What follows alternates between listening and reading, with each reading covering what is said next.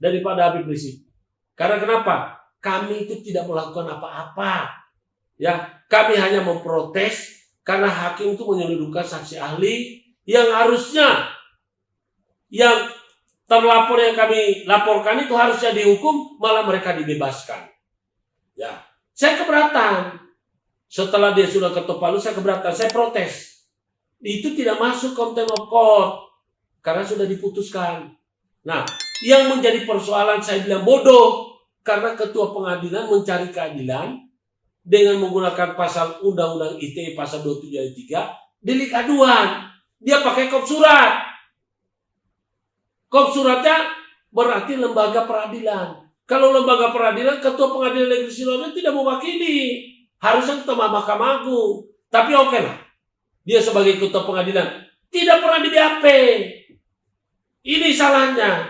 Jadi sudah jelas hukum formil, cacat formil itu sudah. Tapi masih diproses. Lalu sekarang yang mengadili kami, wakil ketua pengadilan negeri Sidoarjo dan seluruh hakim-hakim yang ada di sana.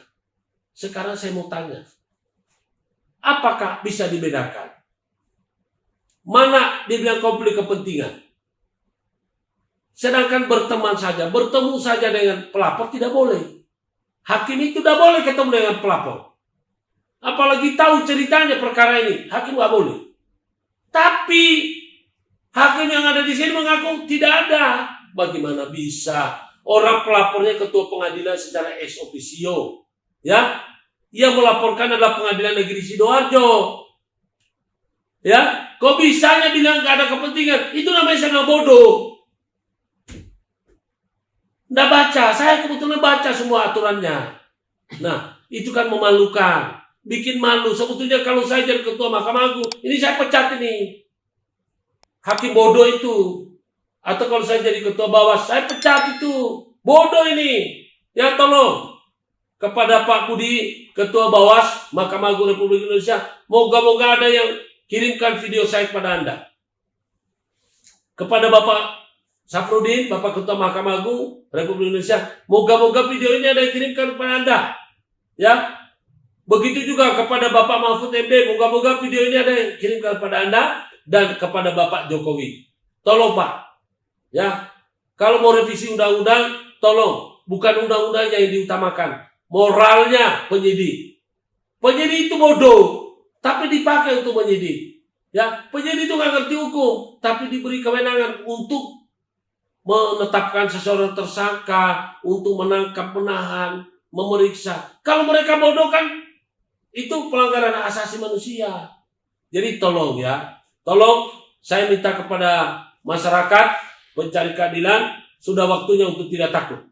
Ya, kita nggak boleh takut, lawan. Ya, hakim-hakim itu udah pinter. Lawan, Anda ngotot.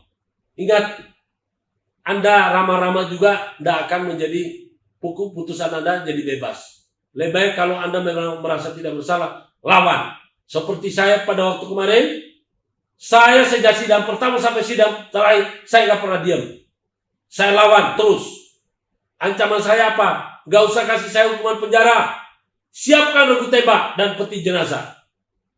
Ya, saya lebih baik begitu daripada kita terlalu lama menanggung dosa di penjara kita nggak bersalah. Lebih baik siapkan peluru, ya, regu tembak, kan lebih enak. Jadi sekali lagi saya ingin mengimbau kepada teman-teman advokat, ya, kepada Anda yang merasa sebagai sarjana hukum, tolong edukasi yang saya berikan ini adalah edukasi bagi para sarjana hukum dan terlebih-lebih pekerja hukum, baik itu penyidik, JPU, jaksa, ataupun hakim, apapun, ya, atau para pengacara, para dosen hukum, para profesor. Ini saya tujukan kepada Anda. Saya Guntur Alarema, saya cuma S1, ya, saya cuma S1, ya, tetapi saya tidak peduli Anda apakah S3, S2, saya tidak peduli. Karena apa? Hukum itu tidak mengenal SSSN, tidak, ya. Apa kata profesor saya, tapi bukan esteller, ya. Yang penting otaknya. Saya ingin memberitahukan kepada Anda, para saksi ahli yang sering dimintai keterangan. Ini pesan buat Anda. Sudah lahir di muka bumi ini orang yang akan meluruskan Anda. Ya. Kemudian masyarakat pencari keadilan. Belajarlah. Agar Anda bisa membela diri, ikuti video saya. Ikuti YouTube saya. Pengacara Guntur Alaremba. Jangan lupa dibagikan. Kemudian Anda subscribe. Ya, supaya saya tahu Anda telah membantu kami. Ya. Kemudian kepada teman-teman pengacara. Saya tidak peduli Anda pengacara senior. Tapi kalau Anda belum pernah menjadi terdakwa atas kriminalisasi, jangan ngaku Anda lebih hebat daripada saya. Ya, saya bukan orang hebat, tapi sudah 2 kali, Pak. Ya, saya menantang terus, melawan terus. Jadi saya bukan meremehkan ya. Silakan Anda pintar, tapi Anda masih takut. Kalau saya nggak ada rasa takut lagi. Ya. Pengacara yang lagi ribu-ribu itu kan belum pernah mereka jadi terdakwa. Ya, seperti saya. Ya, saya bersyukur. Saya sudah jadi terdakwa, saya bisa melawan. Dan saya bisa bebas murni. Kali ini, mau dicoba-coba silakan. Sepanjang hukum yang mau dipakai, maka saya jamin. Pasti saya tidak bersalah. Ya. Kenapa? Karena sudah jelas cacat formil. Ya, pelapornya ketua pengadilan. Ketua pengadilan nggak ngerti hukum. Yang dia laporkan pasal 27 ayat 3 pakai kop surat Pengadilan Negeri Sidoarjo. Mana formilnya? Kemudian apa? Pelapornya ketua pengadilan tidak pernah di BAP. Inilah gobloknya polisi, penyidik. Ya. Kemudian kami sudah jadi tersangka. Aduh, dikiranya saya mau diam. Enggak saya diam. Enggak. Saya akan lawan terus. Kemanapun saya lawan. Ya. Jadi sekali lagi, saya ingin mengatakan, Anda teman-teman yang pegiat hukum, pekerja hukum, belajarlah. Ya, jangan pernah capek nonton video saya. Anda suatu saat akan ketemu, ya, akan berjumpa. Saya bukan orang hebat, bukan. Saya orang biasa. Tapi saya ini sudah capek dijolimi. Saya berangkat dari pengalaman dijolimi. Saya ingin membagi pengalaman saya supaya saudara-saudara saya sebangsa setanah air jangan lagi menjadi korban seperti saya. Kalau Anda mengalami hal kriminalisasi seperti ini, jangan pernah takut minta bantuan saya. Hubungi telepon saya. Ya, HP saya 085 2311 50281. 085 2311 50281. Itu. Silakan Anda hubungi saya, tapi per telepon, jangan per WA. WA saya kesulitan. Ya. Jadi itu yang perlu Anda lakukan. Saya akan memberikan nasihat pada Anda. Jangan terlalu percaya pada pengacara. Maaf, saya bukan orang bersih. Tapi banyak pengacara yang kadang-kadang mencelakai kliennya. Ya. Ya, jangan terlalu percaya maksud saya. Bukan berarti Anda tidak percaya, tapi jangan terlalu percaya.